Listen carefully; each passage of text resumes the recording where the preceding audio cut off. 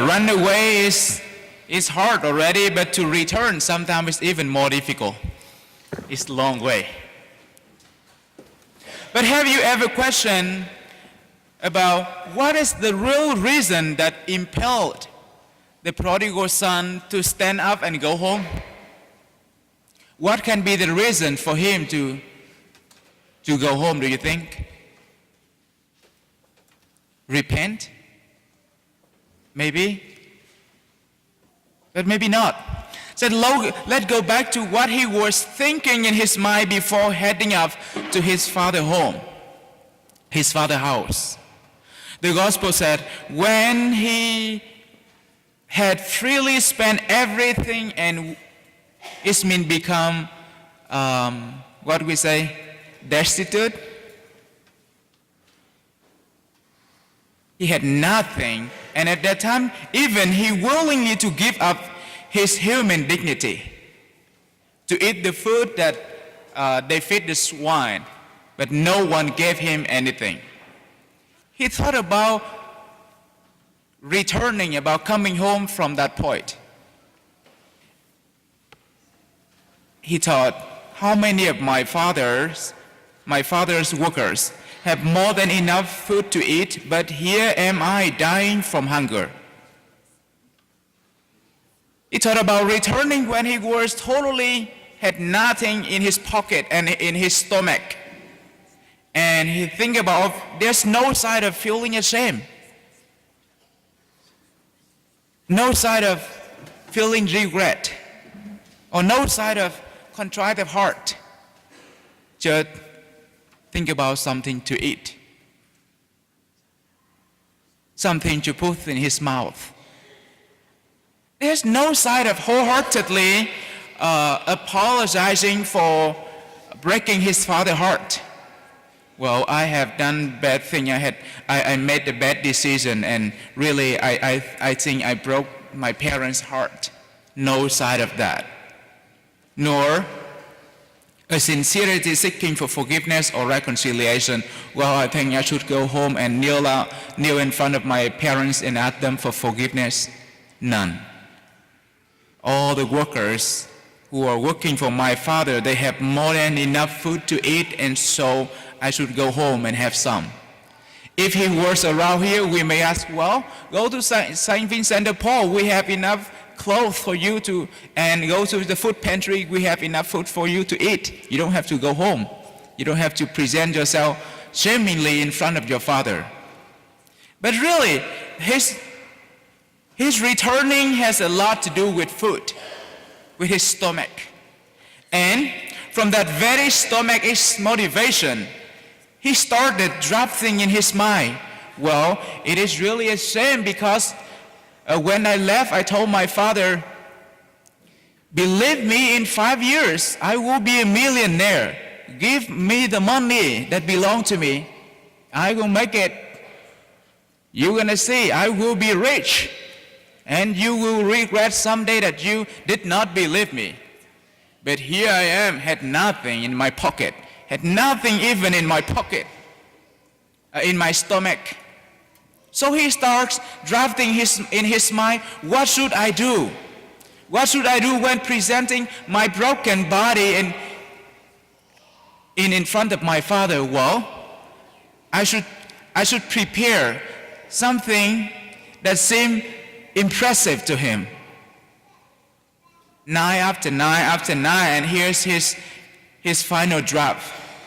I shall get up and go to my father, and I shall say to him, Father, I have sinned against heaven and against you. I no longer deserve to be called your son. Treat me as you would treat one of your hired workers. He's seeking for his father's pity. Rather than seeking for forgiveness and reconciliation, just, well, I have done bad things, so just treat me as one of your workers, hired worker.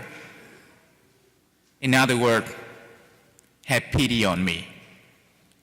But amazingly, even though the motivation for the prodigal son to return had nothing to do with reconciliation, with restoring his sonship. The Father doesn't care.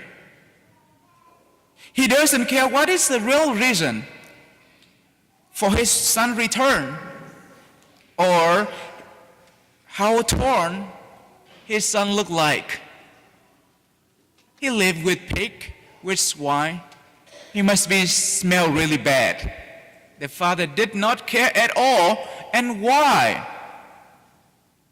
To think about it in a very parental approach.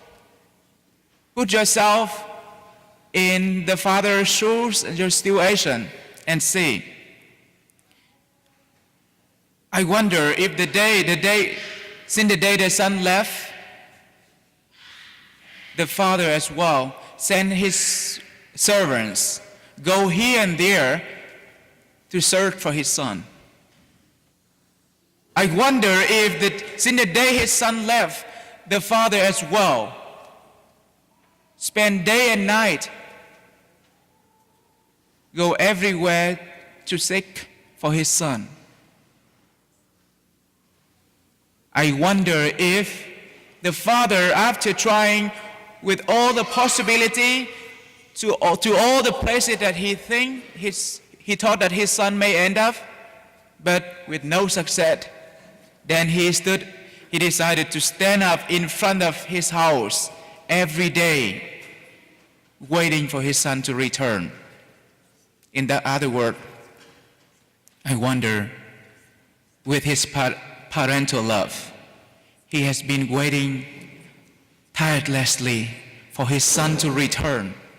That's why when Saul seeing his son going home still when he was still far away, the father got sight of his son and did not wait for the son to come in. The father ran into him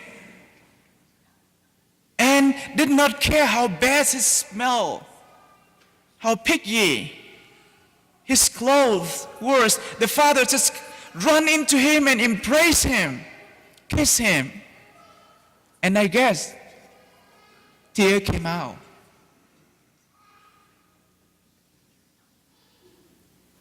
I guess the first shower that the son took wasn't from the water but from the tear of his father. The tear that came out with love. Because the only thing he has been waiting is to see his son again. He did not care what the son prepared to persuade him. He did not let the son finish his talk either, but immediately said, "Go and prepare a big party. Take the best of my belonging here and put on him and have a party." Immediately starts celebrate. So, dear brothers and sisters, that Father is our merciful and loving God, who had tried with all his best to bring us back, to ransom each one of us. He holds back nothing but giving up even his only son for our returning. Why? Because even one single of us is more precious than anything else. Even one single one of us is more precious to the Lord than anything else. He is waiting in the reconciliation room, not to judge. He won't care what kind of, how you're going to confess your sin. He won't care. Because what he's doing is waiting for us to restore us our sonship and to heal us. He's waiting for us here at the table to celebrate with us. He don't care. You're going to say, well, I don't feel like I'm worthy. Of course, none of us is worthy. But because we are more precious than anything else, and our returning make the heaven and earth rejoice. And the Lord cannot celebrate this with anything from Sam, cannot anything from Walmart, from Kroger, but He make a party out of His flesh and blood. Because each one of us, even one single one of us, is more precious than anything else. So don't hesitate. Let's stand up and return to the Father.